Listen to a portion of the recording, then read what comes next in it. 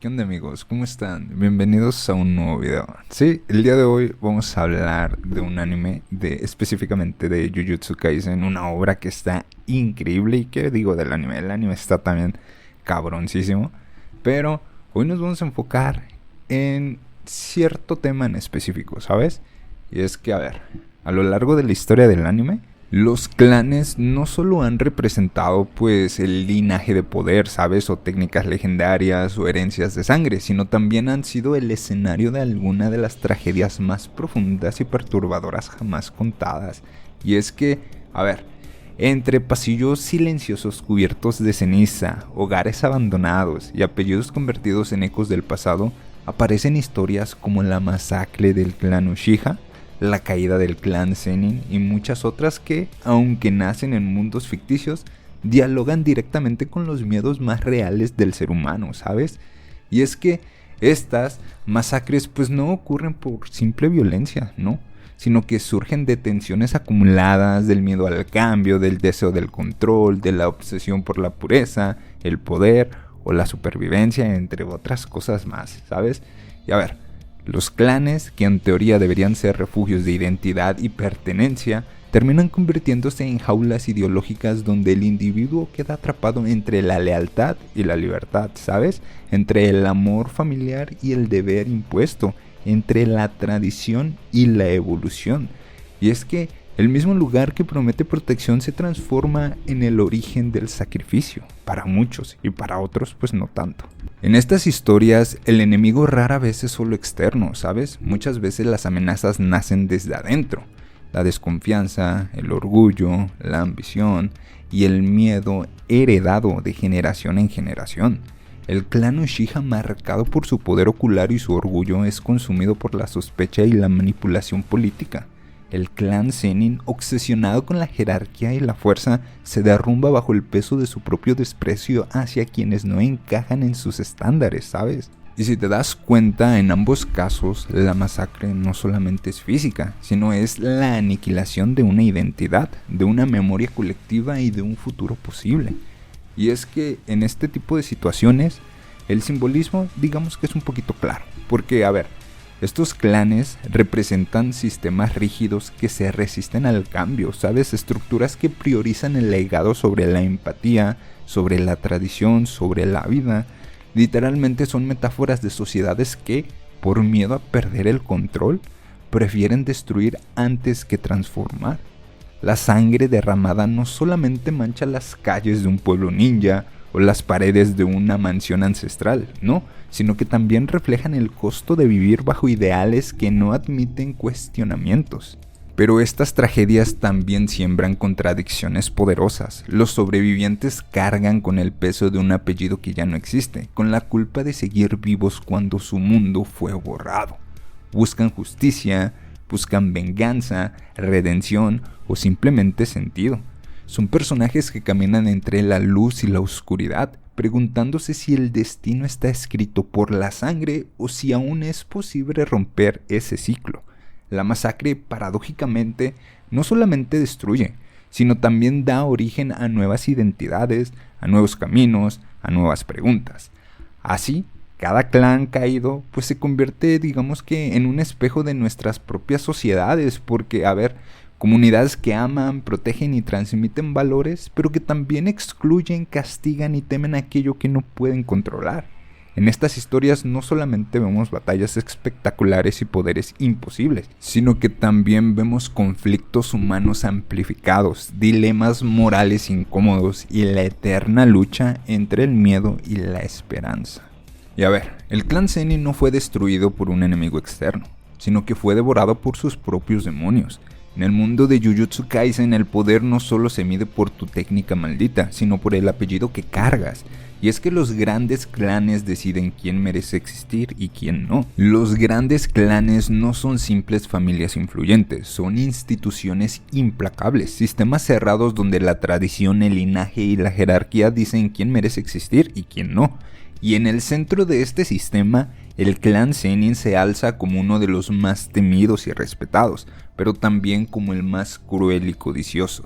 Toda la identidad de los Zenin se construyó sobre una idea letal, Solo quienes nacen con talento tienen valor. Para ellos la debilidad no es una etapa de aprendizaje, es un pecado imperdonable. En este entorno la empatía es un estorbo y el afecto una vulnerabilidad. La familia que se supone debería ser un refugio es en realidad un campo de batalla silencioso donde cada miembro lucha a muerte por un estatus y supervivencia emocional.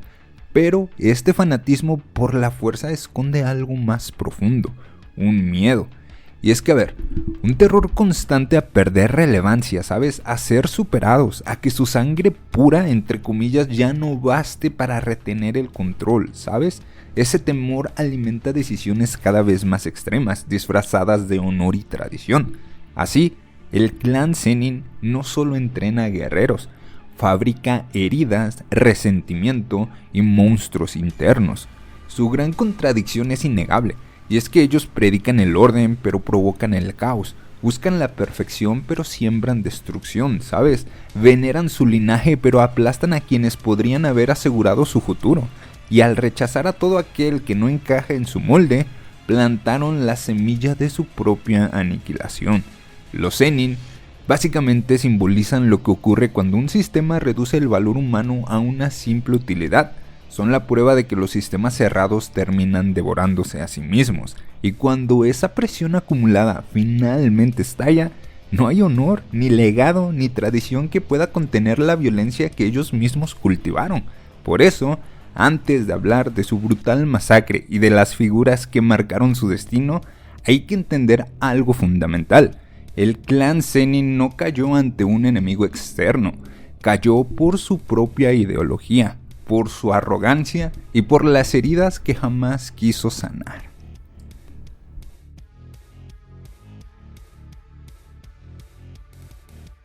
Y la historia del clan Zenin es el reflejo perfecto de la pudrición que trae el poder absoluto. Para ellos, el poder es la única moneda de cambio. Tu valor como ser humano empieza y termina con tu técnica maldita. Quien no cumple con sus estándares es desechado como basura, incluso si lleva tu misma sangre. Ese fue el destino de Toji. A pesar de ser un monstruo en combate, fue marginado por nacer sin energía maldita. Despreciado por su propia familia, decidió darles la espalda para siempre, borrando hasta el apellido Zenin de su vida. Años después, el clan cometería el mismo error con Maki.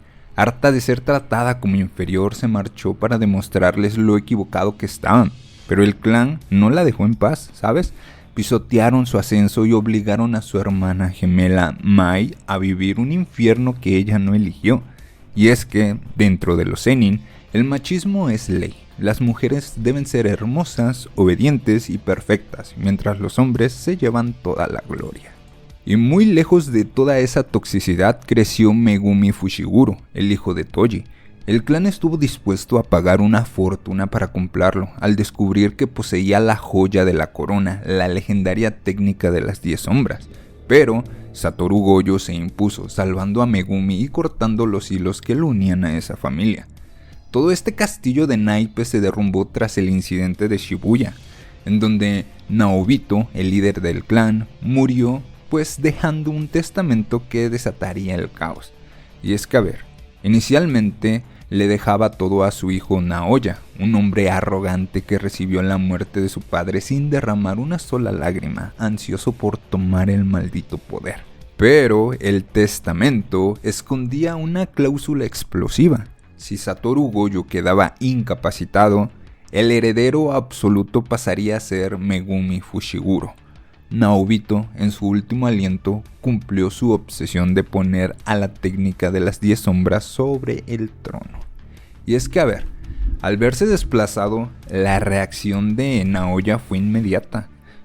Él tenía ya un objetivo, y ese objetivo era asesinar a Megumi. Cuando Maki le reveló esta herencia sorpresa, pues Megumi lógicamente la rechazó. Incluso intentó cederle el liderazgo a ella, pero Maki sabía la dura verdad. El clan jamás aceptaría a una mujer sin energía maldita. Con el corazón roto, Maki admitió que había fallado en crear un lugar seguro para su hermana Mai. Al escuchar ese dolor, Megumi entendió el peso de la situación y aceptó la corona.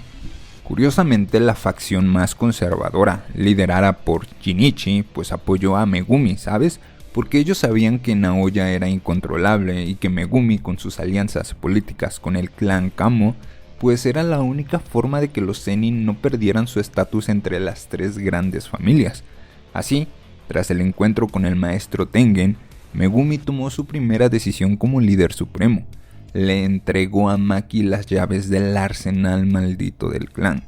Con el pase libre en mano, Maki se adentró en la oscuridad del depósito de armas, pero lo que encontró allí no fue un tesoro, fue a su propio padre, Ogi Zenin, esperando en las sombras.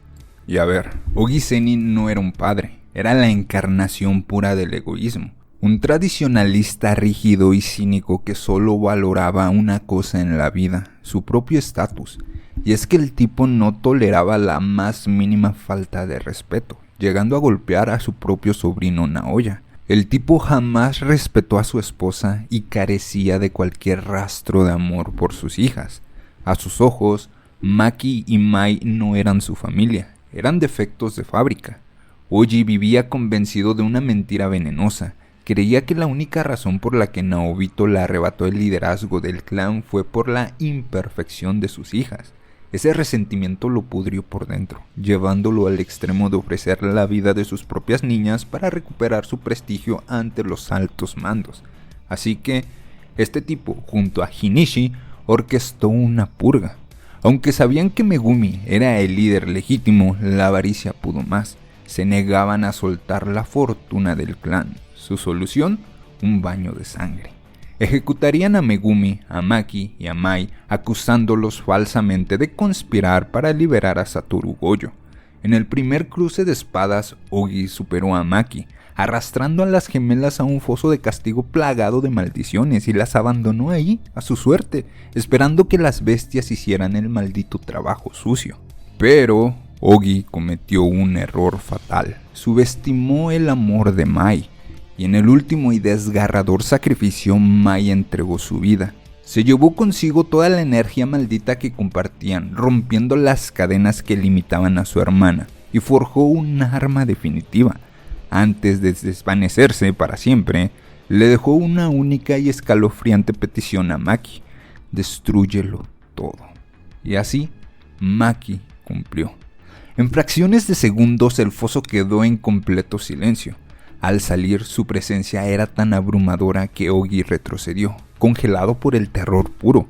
Ya no estaba viendo a su hija defectuosa, estaba viendo el fantasma de Toji Zenin.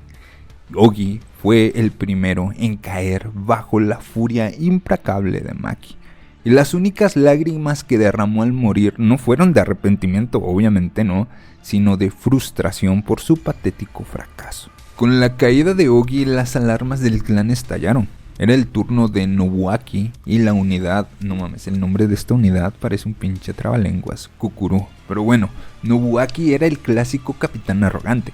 Se quedaba con el crédito de sus hombres y los culpaba de sus errores. Al enterarse de que Ogi había muerto, simplemente bufó con desdén, ¿sabes? Minimizó a Maki asumiendo que el viejo solo había sido descuidado.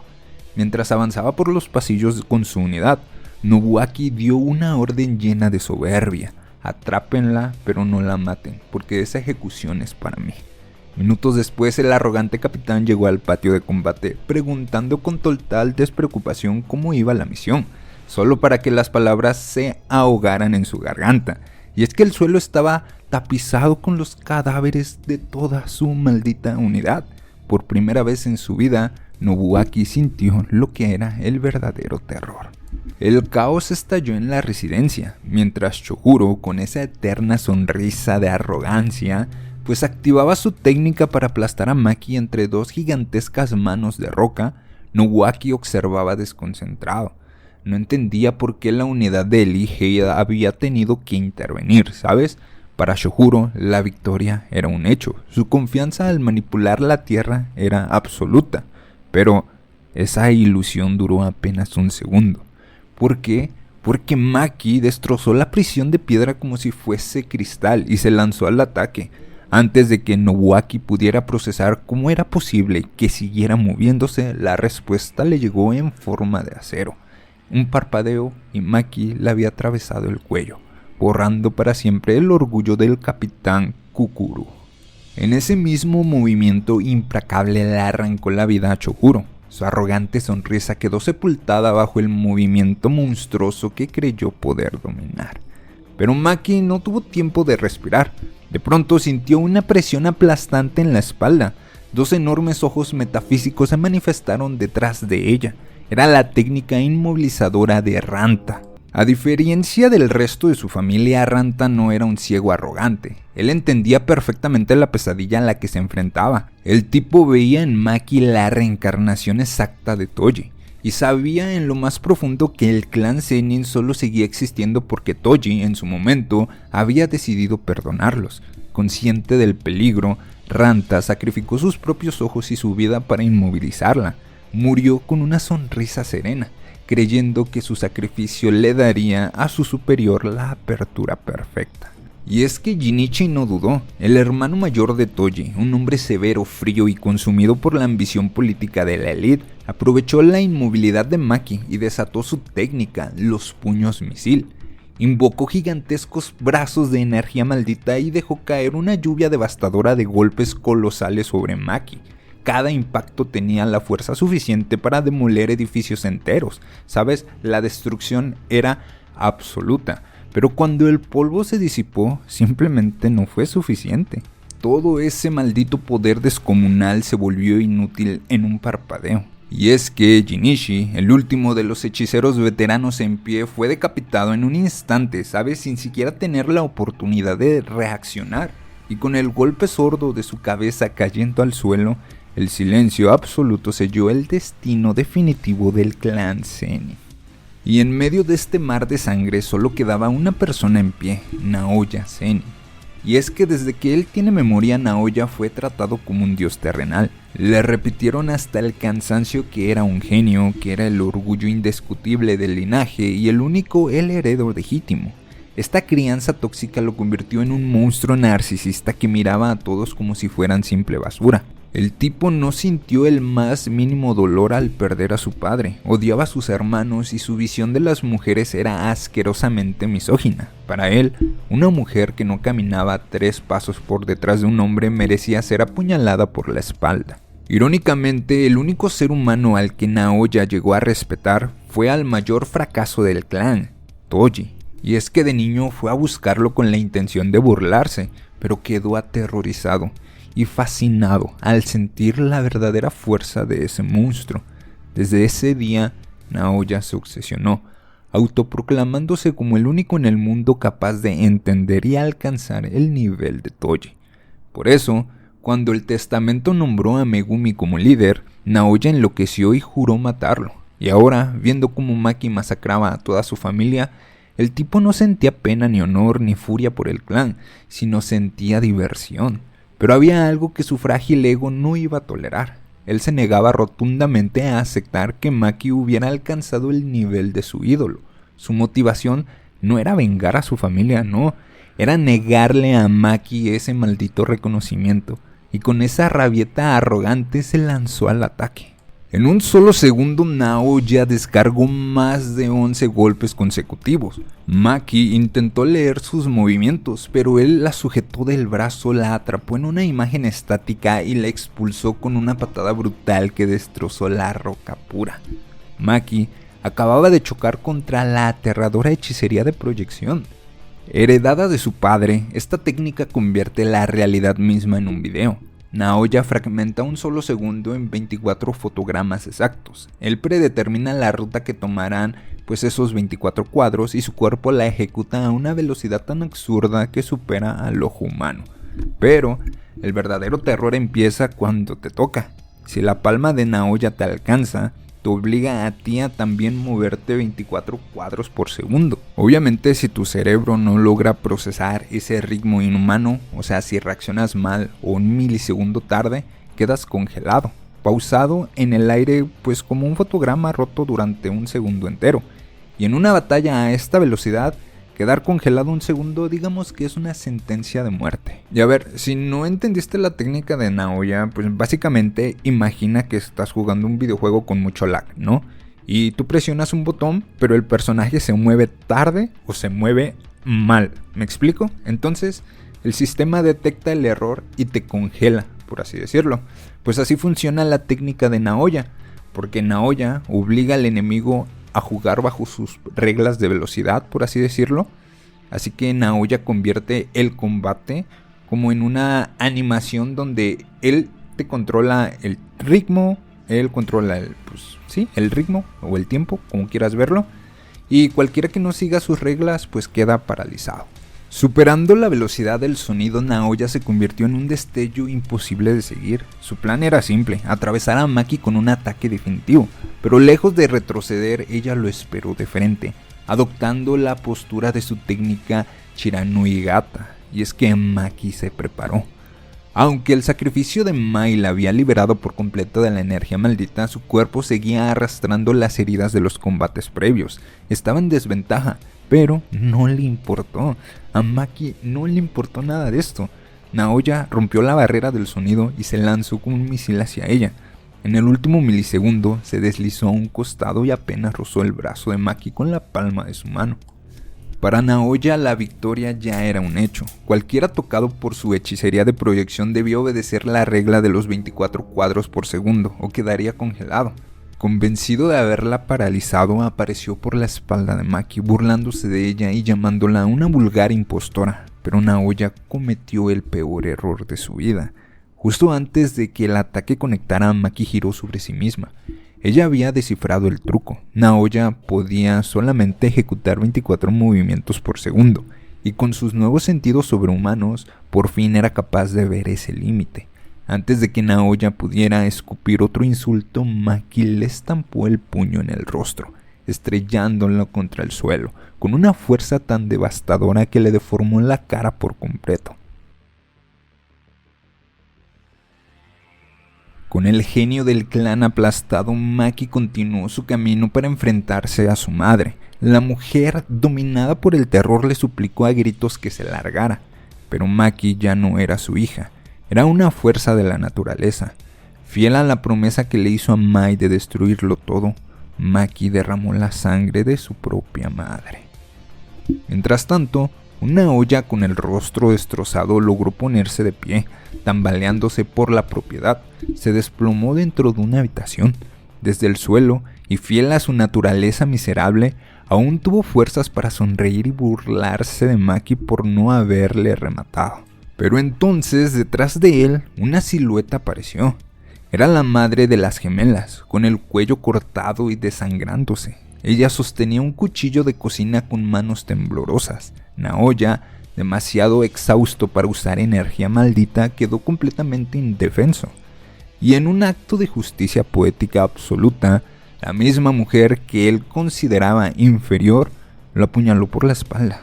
Aquel misógino que había dicho que las mujeres debían caminar 3 pasos por detrás o ser apuñaladas, murió exactamente de esa forma. Con su último aliento, la madre confesó en voz baja que, pese a todo el infierno que vivió, estaba orgullosa de haber dado luz a Maki y a Mai. Y sí, ya no quedaba nada. Maki recogió el cuerpo de su hermana y se topó con Momo Nishimiya, quien llegó tarde y llorando por Mai.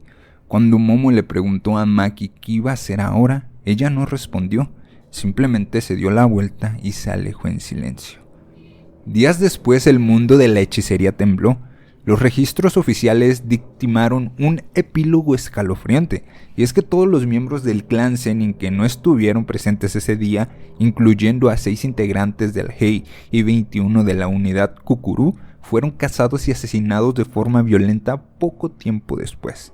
No hubo testigos, solo el rastro de un arma maldita no identificada. Y así, tras este exterminio absoluto, los clanes Gojo y Kamo hicieron una propuesta oficial: expulsar para siempre al clan Zenin de las 3 grandes familias. La arrogancia los creó, el miedo los pudrió y una sola mujer los borró de la historia. La caída del clan Zenin no fue un accidente de la guerra, sino el resultado inevitable de una estructura construida sobre valores distorsionados. Al final, lo que los definía no era su grandeza, sino el peso de sus propias cadenas. La motivación principal de los Zenin nunca fue la protección del mundo, para nada, sino la preservación de un estatus basado en la genética. Sin embargo, detrás de esa fachada de superioridad se escondía pues un miedo paralizante, el temor a la irrelevancia. Personajes como Ogi Zenin demuestran que el clan prefería destruir a su propia descendencia antes que aceptar que su sangre real podría pues engendrar lo que ellos consideraban defectos. Su miedo al juicio de los demás fue, irónicamente, lo que los llevó a su propia ejecución.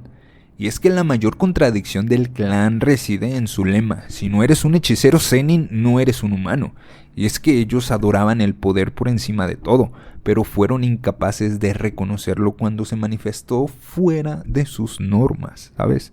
Estos tipos despreciaron a Toji y despreciaron a Maki por carecer de energía maldita, sin entender que ese vacío era, en realidad, una fuerza abrumadora. Al rechazar lo que no podían controlar, el clan firmó su sentencia de muerte a manos de los mismos individuos que ellos mismos forjaron en el fuego del desprecio. La evolución de la historia alcanza su punto máximo con Maki. Ella no solamente cambió físicamente, sino que su transformación simboliza la ruptura definitiva con el pasado. Para que Maki pudiera evolucionar y alcanzar su máximo potencial, fue necesario el sacrificio de Mai. Este acto representa la unión de las dos mitades de un alma que el clan intentó superar y subyugar. Maki dejó de ser una joven que buscaba validación para convertirse en una fuerza de la naturaleza, una que no busca reformar el sistema, sino erradicarlo. Y es que un dato vital en el mundo de Jujutsu Kaisen es que los gemelos son considerados un solo individuo por la energía maldita.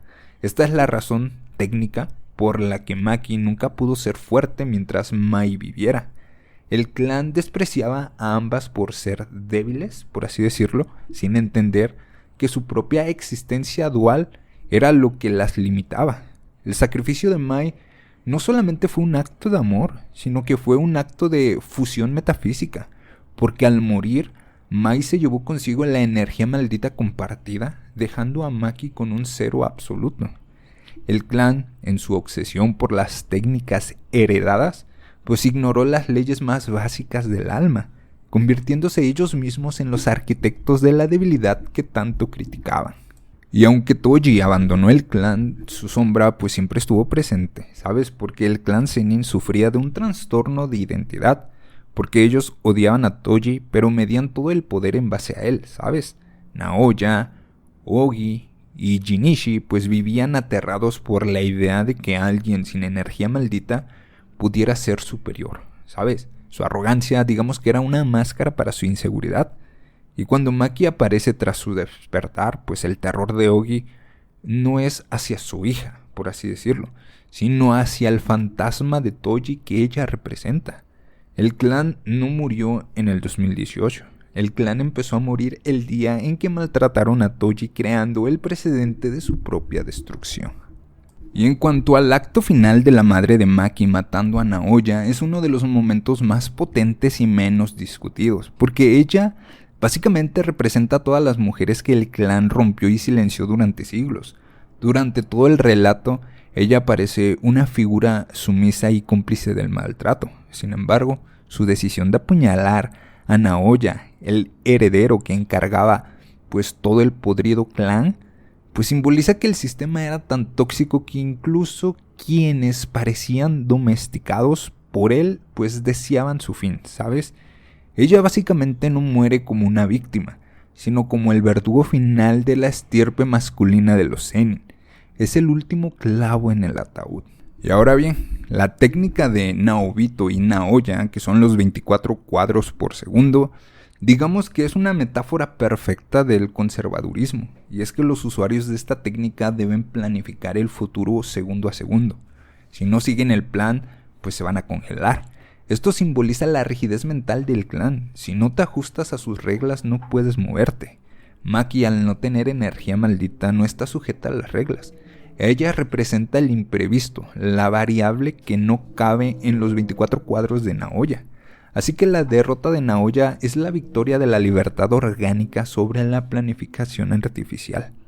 Y bueno, el clan Zenin dejó de existir no porque perdiera su técnica, sino porque perdieron su humanidad. Al final, los registros oficiales no mencionan horror ni gloria, solo el silencio de un almacén vacío y los rastros de un arma que ellos mismos ayudaron a afilar. La profecía de Mai se cumplió, no quedó nada, y en ese vacío Maki camina sola, llevando consigo el peso de una libertad que costó todo, demostrando que el verdadero poder no se hereda, sino se arrebata. La moraleja de todo esto es que un sistema que sacrifica su humanidad en el altar del poder está condenado a ser destruido por aquello que decidió despreciar. El clan Zenin murió mucho antes de que Maki empuñara su espada. Murió el día que decidieron que un apellido valía más que una vida y que una técnica valía más que un abrazo. Su fin no fue una tragedia, sino una limpieza. La naturaleza eliminando lo que ya no servía para que, sobre las cenizas de la opresión, alguien pudiera finalmente caminar en libertad.